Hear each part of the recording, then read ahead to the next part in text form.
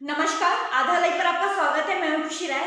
ग्वालियर शहर के कंपू इलाके में रहने वाली 70 वर्षीय वृद्धा पारोबाई, उसके ही घर में अचानक शॉर्ट सर्किट के कारण जिंदा जलने से मौत हो गई। दरअसल वृद्धा खाना बनाकर बिस्तर पर पहुंची थी। ठंड के कारण उसने कमरे में हीटर जला लिया था। अचानक शॉर्ट सर्किट से पहले बल्ब फिर हीटर में आग लग गई। वृद्धा को भी करंट लगा और कुछ ही देर में पूरा कमरा आग की लपटों से घिर गया। वृद्धा को चलने फिरने में परेशानी होती थी, इसलिए वह उठ भी नहीं पाई। कमरे में उसका पूरा शरीर झुलस गया।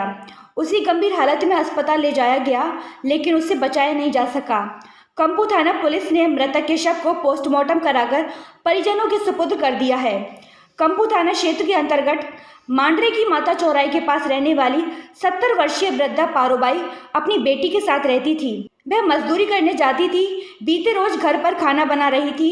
उसकी बेटी की तबीयत खराब थी, इसलिए वह दवा लेने के लिए गई थी। घर पर पारोबाई अकेले ही थी। वह हीटर पर खाना बनाती थी। जिस कमरे में हीटर रखा हुआ था, उसी कमरे में बिस्तर और अन्य सामान भी रखा था। सर, एक महिला जली थी, उसकी मृत्यु हुई कंपू थाना अंतर्गत। किस तरीके जली थी? कंपू थाना अंतर्गत एक महिला हमको क्षेत्र में एक महिला हीटर का जो करंट है उसको लगने से खाना बनाने के दौरान उसका करंट लगने से झुलस गई थी और आग भी उसको लग गई थी। काफ़ी ज़्यादा झुलस गई थी। ऐसी स्थिति में इलाज के दौरान उसकी लगभग 6 घंटे बाद उसकी मृत्यु हो गई थी और हमने मर कायम करके उसको विवेचना में ले लिया। करंट हीटर से लगा था, किसकी आग लगी? करंट हीटर से लगा था, उसके बाद आग लग गई थी।